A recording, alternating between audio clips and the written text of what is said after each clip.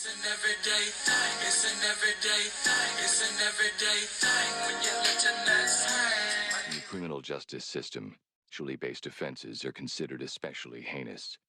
In New York City, the dedicated detectives who investigate these vicious felonies are members of an elite squad known as the Special Victims Unit. These are their stories. Story time about how my 61-year-old mom ended up with a 5-year-old baby brother. I got coffee up in my car. Let's talk about it. So obviously, if my mom, who's 61 years old, have a 5-year-old baby brother, that means me, a 35-year-old, has a 5-year-old baby uncle. So a few years after my grandmother passed away, my grandfather started seeing a little lady friend. And we were like, we understand. You know, my grandma done went to glory. My grandma done went to meet him. So we're like, you know, he's here. He's still alive. He need a little friend. He need a little company. What's the harm in that, right? So fast forward to 2019, and that lady friend coming around the family, coming to family functions, we started noticing that something looking a little different about her. And my mom was the first one to peep it because she nosy as hell. And she was like, you know what? I'm a woman with 4 kids. I've been pregnant 4 times. I know what a pregnant woman look like. And this woman look like she pregnant. So my mommy with her nosy self going up to this lady being inquisitive like, hey, you know, you looking a little different. What's tea? What's good with you? And child, that woman ain't waste no time. She was like, yep, I am pregnant for your daddy. Excuse me, miss? What you say? So now our flabbers have been gasted because we're like, ain't no way this is true. At this point, my grandfather was 77 years old.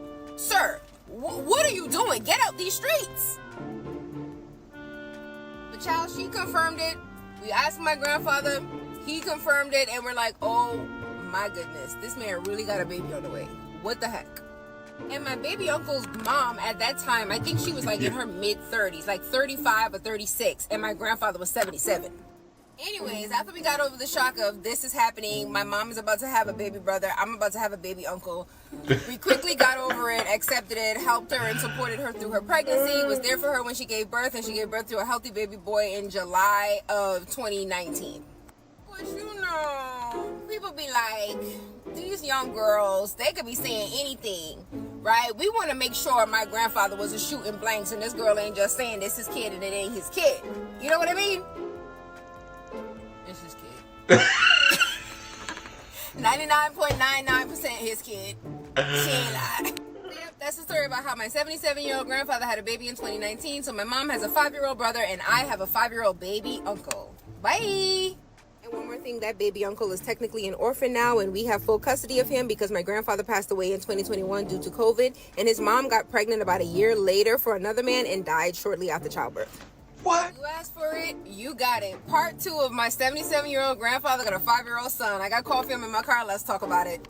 So yesterday we left off finding out that unfortunately my grandfather passed away suddenly from COVID in 2021. Baby uncle's mom got in another relationship a year later, got pregnant, gave birth, and unfortunately passed away after childbirth. And folks want to know what happened to baby uncle's other sibling. Well, I think part 1 is self-explanatory. My grandfather died from COVID, so he went on to glory. He went on to meet him. Hopefully he's up there with my grandmother and that they are happy and reunited.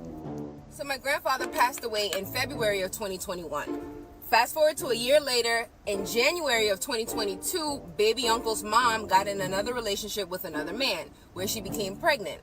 After she gave birth later that year in 2022, with that baby, she passed away after childbirth. Yes, so both of baby uncle's parents passed away within a year of each other. My grandfather passed away and then his mom. So we now have custody of baby uncle. And by we, I mean his paternal family, my grandfather's family, his father's family. So my mom, her siblings, myself, we all collectively take care of him. We all collectively are responsible for him. He's loved, he's spoiled rotten, and we got him. He's good, he's happy and healthy. And as for baby uncle's sibling, the baby that was born right before their mom unfortunately passed away, he is being taken care of by his paternal family. So his dad and their family is taking care of baby uncle's brother. And fortunately for us, we're from a really small country in the Caribbean where everybody know everybody. So baby uncle and his brother do know each other. We have play dates with them, so they will grow up knowing each other. But their family is responsible for that baby and our family is responsible for baby uncle. So that's how we work it out. And I'm sorry to the folks that's been asking for pictures of grandpa and baby uncle. Unfortunately, I will not be sharing photos of them. I believe in keeping my family's privacy to some degree private. I already don't share their business. I don't want to make it even worse by sharing pictures of them. My grandfather has passed on, so he can't consent to that, and baby uncle is a minor, so yeah.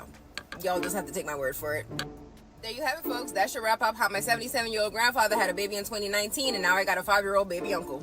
Well, one more thing for the people that's new to my page, I did do a story time about how my 64-year-old father got a baby on the way that's due in July. So I, a 35-year-old, is going to have a baby brother in July.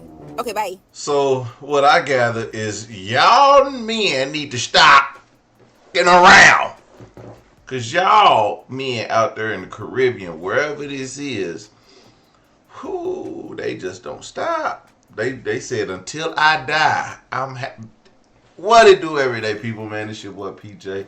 We're back with another lit video, back in the confessional. And yes, we staying lit, big dog. Shout out to my everyday people who rock with me every day. Shout out to my player partner, Lucky Wheels and Deals. That boy keeps it lit. Like, comment, and subscribe to this video. Let me know what y'all think about this in the comment section. Hit the links down below. We got HiveMindLabs.com, where yes, you can unbig that back, okay? Unbiggeth the backeth noweth, okay? Now, man, let's get into it, man. Alright. Now, this was messy. This was good. And I believe I'm going to follow this chick, Just Being Drinker, for about 10 more years so I can find out who the Uncle Baby is. Because I need to know. And I want to see Uncle Baby's pictures next to the grandpa. Hey, let's not act like her family secrets is that bad. It's not even a family secret. It's like, it was out there. It's not even that bad. Grandpa was still getting it in. I think that's great for Grandpa. Shout out to her grandpa. He got it in, and unfortunately, due to COVID, he passed away. Now, the most unfortunate situation about this is that the mother passed, which black women have a significantly high rate of childbirth deaths, which should be taken serious. I know I was shocked and surprised, but I'm not laughing at that. I'm kind of like at the situation like, oh my God, now you gotta take care of the baby. Very sad situation. So what we should do is be thinking about black women and the rate of death in childbirth, and especially if they're in the Caribbean, like she says, or she has a Caribbean family. I don't know, but I believe she says she's from the small Caribbean world, but she speaks hella American. So I'm not sure what's going on. Maybe it's over in the Caribbean and she's in America, and that's where that's happening at, and this is here where it's happening at. I don't know. But the fact of the matter is, I am glad that their family is taking on the life that it has and taking care of the child. So that's amazing. You know, shout out to the family. But the hospital, if she had her baby in a small Caribbean hospital, I believe they may not have all the resources. You know, if a woman lost a lot of blood, they need transfusions, and that's all because, okay, and nothing else, okay? They just don't want to give us what they want to give us. They, you know, we still marginalized, even though we think we better. We still marginalized. Understand, all the third world countries, there's not a third world country that is full of, okay? There's not one, okay? Think about it. Think about all the third world countries in the world, okay? So, meaning, I mean, the Europeans, they way over there, so they don't really have much of the other world. The rest of the world is trying to catch up, and the places that people have been dropped off are where you will see third world countries, and they don't really much look like us unless they're like the Caribbean or whatever. And we know how they got there. They might think they got there another way, but whatever. I'm not here to tell people how they got where they got. But all I'm saying is, it's a real problem that these people cannot get the resources that they need to save black women from these situations. And I know they can. We have even in America, you think it'd be so crazy to think and understand how many black women die from childbirth in America. You think that's crazy, but then think about it like this: a lot of black women have children in these hospitals where Medicaid and Medicare and all that stuff is accepted, so they have those doctors doing it. Mind you, those doctors get paid at a not so premium rate to take on these responsibilities, but they do it because they're in their heart, they like, it's not about the money, it's about bringing a new child in this world. I don't care how I get paid, how much I get paid, they get paid enough. Whereas if you have premium insurance, premium dollars, you get where I'm going, right? So, and a lot of these places aren't funded like these. A lot of the Medicaid doctors and hospitals, they aren't funded like, so they trying to limit you in a day. They getting you out of there. Oh, you had the baby. Oh, you got 1 day. Get out of there. You in a good hospital 3 days max, and they're trying to get you out there. But if you got a kid that's in a NICU, every day they trying to feed the hell out of your baby to get your baby out of there. We need to make we need to get a spot open. We need to get a spot open. That's all they thinking about. They're not thinking about the health of that baby. I know, I've seen it. I was dating someone who was in these hospitals.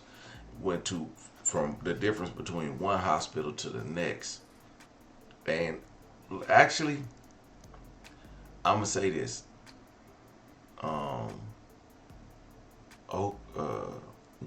OU Medical has gotten a lot better than what it was 15 years ago when I knew this person was working in this hospital.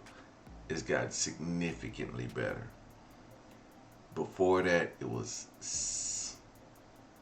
very questionable, okay? Very, very questionable. So I think we are starting to see more changes with the advancement of medicine, but I still believe that we were guinea pigs for that old situation. They had to learn from somewhere. How do we get these revolving doors moving with minimal costs, minimal resources, and get these people out of here? And then you have a increased mortality rate from women dying at the hands of these doctors because they're just trying to, because people getting pregnant like clockwork. But it is what it is. Free the bed, you know what I'm saying? That's all they think about. Free that bed. We need that bed free. Can we get this baby out of here? Let's get this baby in and out. That's how it goes. Everyday people, let me know what y'all think about this in the comment section. Like, comment, subscribe. I'm holler at you later. Peace.